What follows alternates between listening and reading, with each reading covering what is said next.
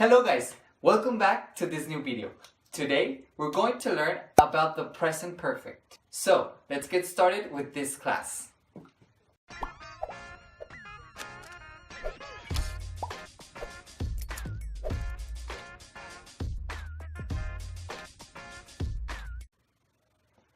Okay, so first we're going to learn about the present perfect, but we're going to focus on this formula. This is going to help us to make our sentences. First, we're going to need a subject, and then we need have or has, plus the verb in the past participle and the complement.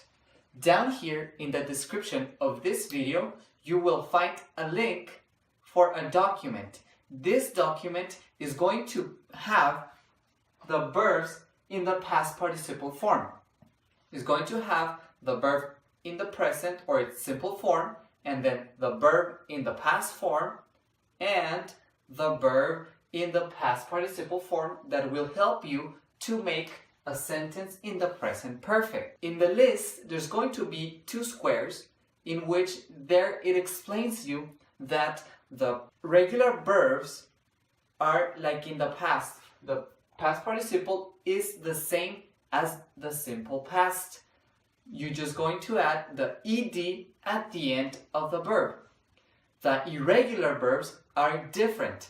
These verbs have a way different form. There is no rules. The only thing you need to do or you have to do in order to remember the past participle form of the verb is to memorize the verbs.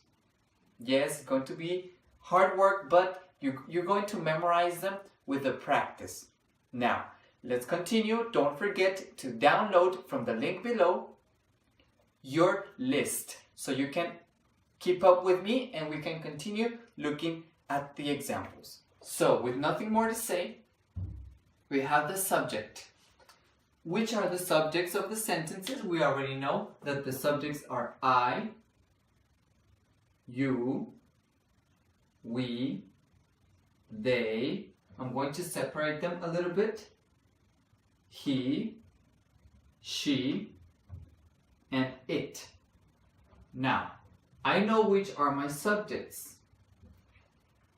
Now, I'm going to the next step. Have or has. But why do I have two?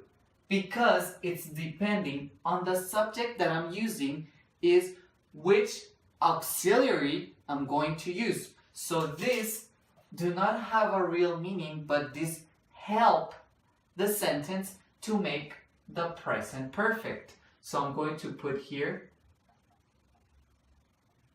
auxiliary. These are auxiliary or helping. They are helping my sentence to formulate the present perfect. Now, I, you, we, and they are going to use have. I have, you have, we have, and they have. He, she, and it are going to use has. So I'm going to put it here, has.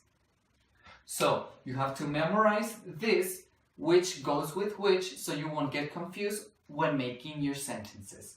So these are the helping verbs or the helping or auxiliary that are going to help during my sentence and during my formula. I have, you have, we have, they have, he has, she has, and it has. Now, let's continue with some examples using have and has and the regular and irregular verbs, which is our next step, the verb in the past participle. Okay, now here we have the regular and the irregular examples. I used regular and irregular verbs. Don't forget to look at the list down here. It will help you so much.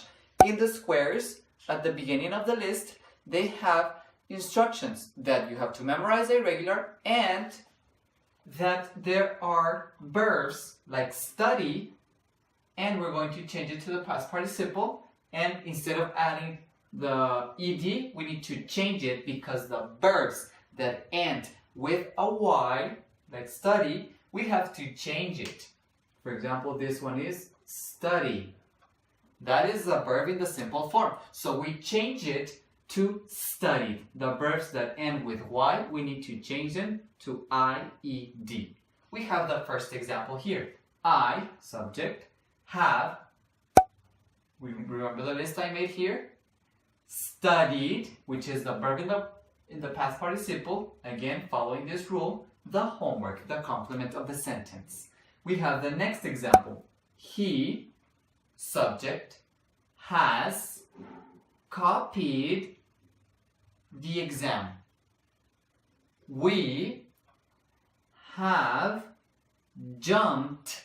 This is the verb with no Y, and it's simple. Just add ed. In the park. The next example is similar to this verb. She has walked on the treadmill. So you have to be very careful with the subject and which auxiliary or helping goes with each one of the pronouns. Now, let's go to the irregular verbs. Remember that the irregular verbs do not have a rule. The only thing you have to do is to memorize your verbs. We have the example here. They have, because it's they, begun the homework. Begun is the past participle of begin. He has bought a pie. He has, which is the auxiliary, bought, which is the past participle of buy. Look in your list. A pie is a complement. The dog has bitten the mattress. The dog is my subject.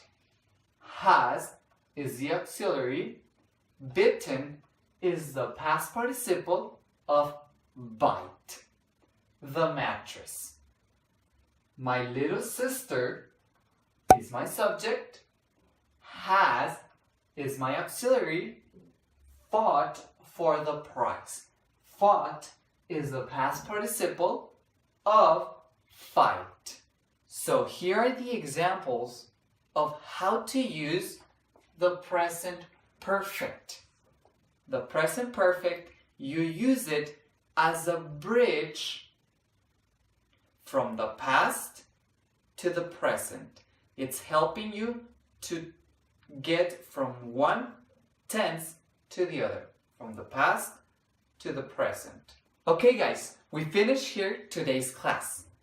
Don't forget to subscribe on that red little button so you can get a notification every time I upload a new video. Also, click on the little bell so you can get a notification every time I upload a new video. And don't forget to leave a comment down below. Check that list, click on the link so you can get the past participle list, and it could be easier for you and you can have more ideas to make your sentences. Don't forget to please share this video with your friends and family. Hit like to this video and I'll be seeing you in the next class. Check my other channel, Learning Together. We still continue learning there and having fun with a lot of challenges and a lot of cool things. And also, don't forget to visit my Facebook page, Mr. Joaquin Solis. Thanks for watching, and I'll be seeing you in the next class. Bye.